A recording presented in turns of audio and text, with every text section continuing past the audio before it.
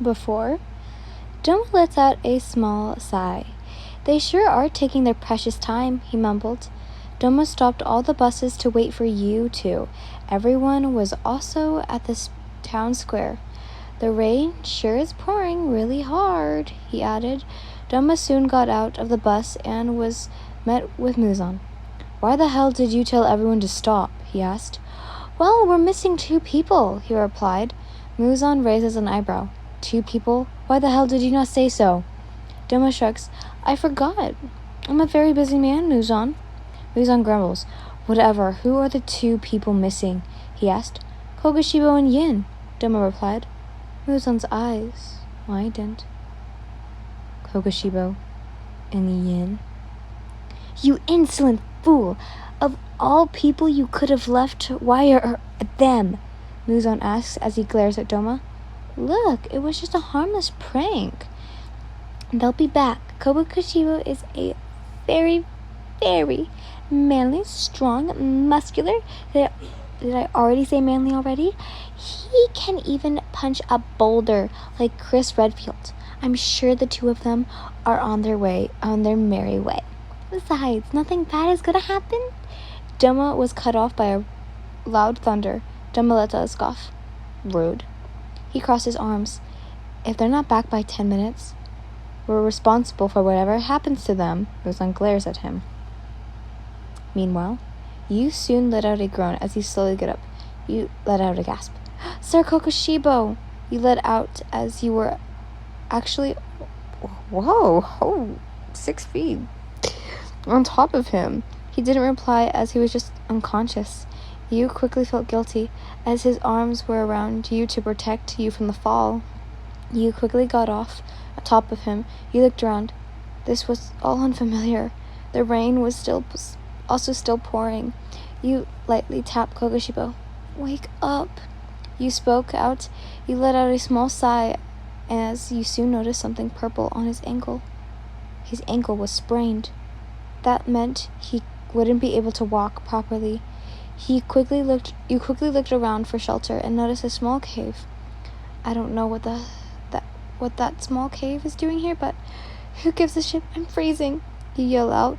You slowly tried to pick up Kogashibo. Fuck, he's heavy. You mumbled as you carried him on your back. You don't know where you got your strength from, but all you could think of right now is to warm yourself up and to get shelter. As you got inside the small cave, you let out a small sigh of relief. As you carefully placed him on the cold ground, you soon sit down and grab your phone from your pouch. No signal. Fuck. Ugh. You cursed. You soon glanced at Kogashibo, who looked uncomfortable. You soon placed your pouch under his head to use as a pillow. You hissed. Damn, just staring at his ankle hurts me too. Oh shit. I should put pressure and bandage the ankle to avoid any further damage.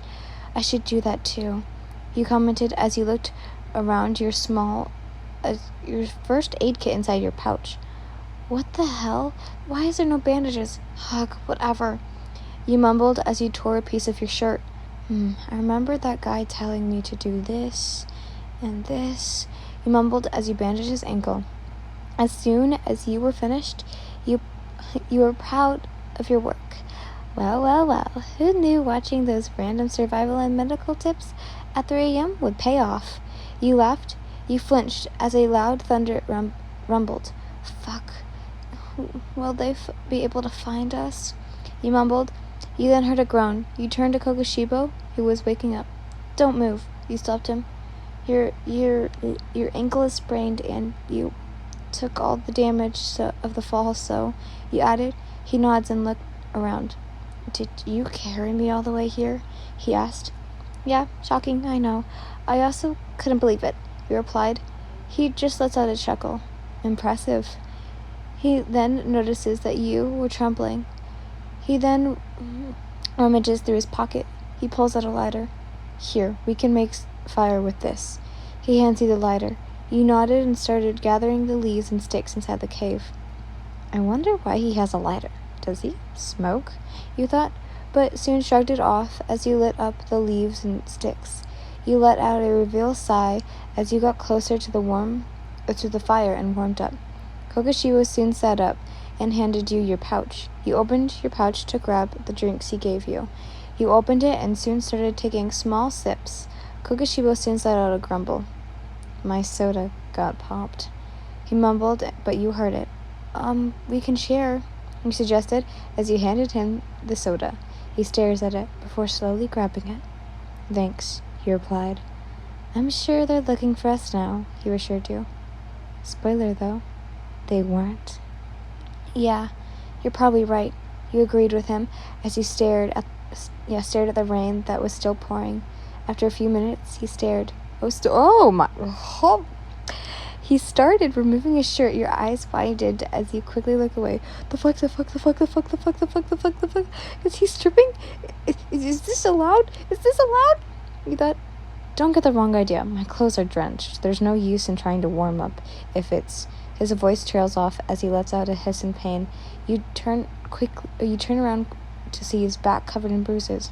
Your good side felt guilty, while your bad side couldn't help but notice the back muscles. Damn, he's never skipped the gym, you thought. He then catches you staring. You quickly look away. Are you hurt anywhere? He asks. No, don't worry, you replied. All right then, good. He says, I can help treat your bruises. I have a small first aid kit here. I also have vitamin K cream, you suggested. All right then, you can apply it.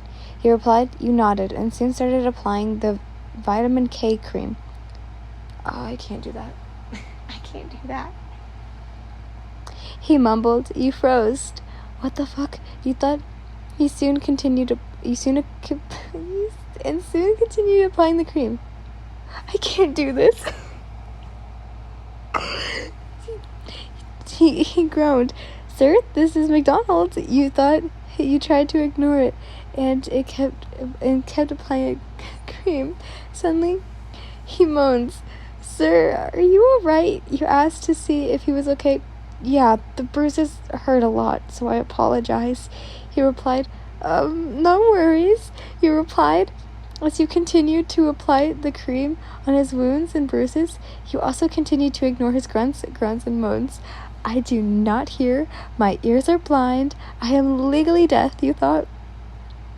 I can't believe I'm, blushing over these, and it gets worse in this, later on in the upcoming chapters.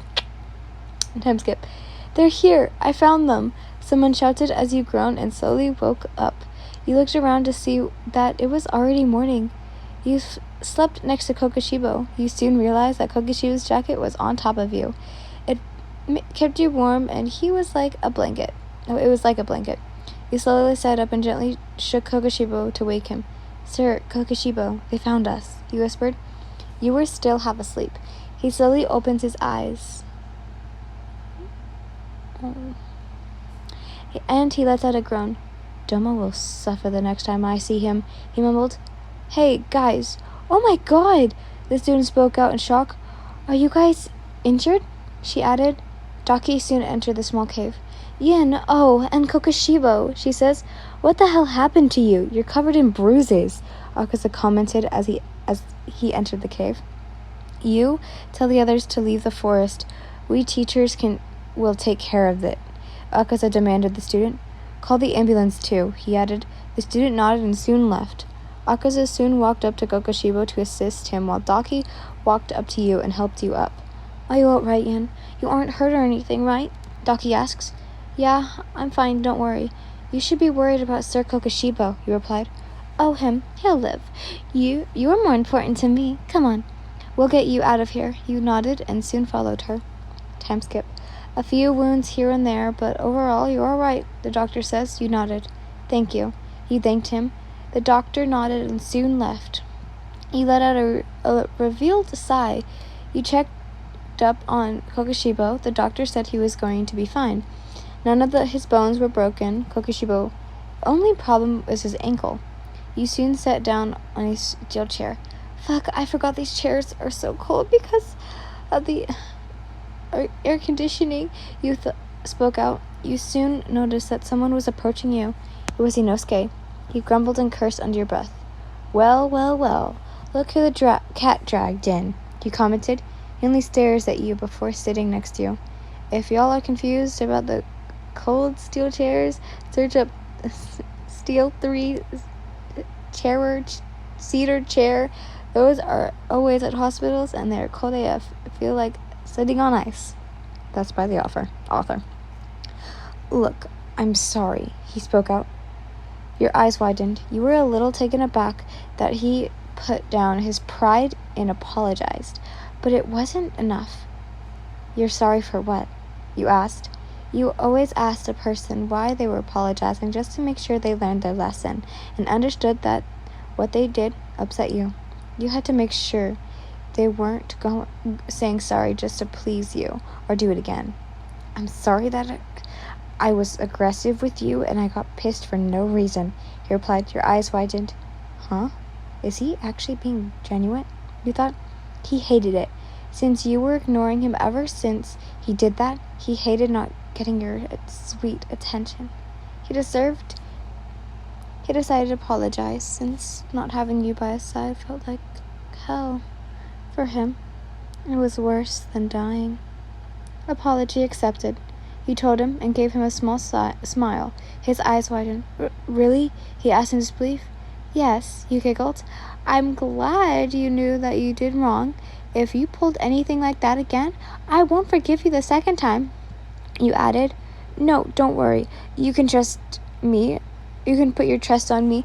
I promise, he reassured you. You better. You crossed your arms. He quickly embraced you. You were about to push him away, but decided to let it slide this time. Now he's missing touching you. He missed your scent. He missed your voice. He missed your sweet, sweet smile. He missed everything. I'll just have to take a different approach, he thought. Time skip. You let out a yawn. You were a little sleepy. It has been 2 days ever since you've been found. The school told you to take a week off. It's so boring. It's noon, though. They'll probably be home, you mumbled. All of a sudden, your doorbell rang. You raised an eyebrow. Who could it be? You mumbled and walked up to the door. You opened it only to meet Tanjiro. Oh, hey Tanjiro. You gave him a smile. Oh, Yin, I hope you don't mind that I came here, he says as he scratches the back of his neck. Oh, no worries. What is that? You pointed at the box he had. Oh, this? He opens the box, revealing a small red velvet cake. Your eyes brighten. Cake? You spoke out as your gluttonous side was showing. The color was a little weird, but don't mind it. I just realized what's it. Oh, sorry. He didn't use food coloring and used an alternate. Also, ignore the extra stickiness and salt on the whipped cream. He made it from scratch. What did he use, you ask? Well, let's just say those are natural man-made ingredients. These two aren't the only special ingredients, though. He also put something inside. Can I come inside? He asked. Oh, sure, you replied as you let him in. Today is the day you'll do what I had planned before, he thought. Usually I like episodes to be 50 minutes, but here's 45 because, Tanjiro walks inside your apartment. He looks around your apartment, memorizing every corner and interior. Tanjiro soon places the red velvet cake on the dining table. Tanjiro, you were cut off by him suddenly hugging you. I'm sorry we found you late. You must have been so scared. I'm sorry. I didn't look for you sooner. And now you got injuries, he whispered. His voice sounded guilty and sad. Even red velvet cake can't make up for my sins, he added. There's no need to apologize and feel guilty, Tanjiro. 2 days have passed. Besides, I only have a few wounds here and there, and they're not critical, he reassured him. But he only hugged you tighter. Come on, I want to eat the cake you've brought me. He giggled. He soon let go. Sorry. I know it's in it. You soon opened the box and got a knife. You cut into the pieces. Would you like one, Tanjiro? You asked. He gives you a small smile. No worries, Yin. You can have all of it, he reassured you. You nodded. You soon placed the cake on the dining table. You sat down while Tanjiro sat in front of you. And you took a bite of the cake. It was sweet, but it had a horrible aftertaste. Does it taste good? He asked. Yeah, you stuttered. Fuck, I don't want to be rude. You thought. Great. He gave you a small smile as you took more bites. You felt sleepy. You let out a yawn. Oh, sorry, before you came here, I was feeling a little sleepy, you replied. He let out a chuckle. Don't worry, Yin. You're still healing from those injuries, so you need lots of rest, he replied. You stretched your arms. Yeah, you're right. You trust him so much that you didn't even notice a thing. You soon stood up. Well, I guess it's time to... Your voice trails off as your eyes felt heavy, and soon you were asleep.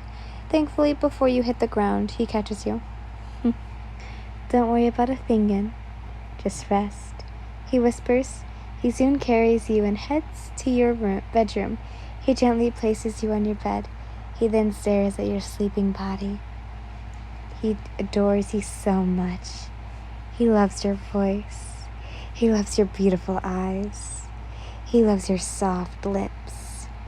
Your scar/birthmark. He loves your laugh. He loves your smile. And most importantly, he loves your scent. He gently grabs your hand and places a kiss on it. I'll take care of you, Yin, he mumbled.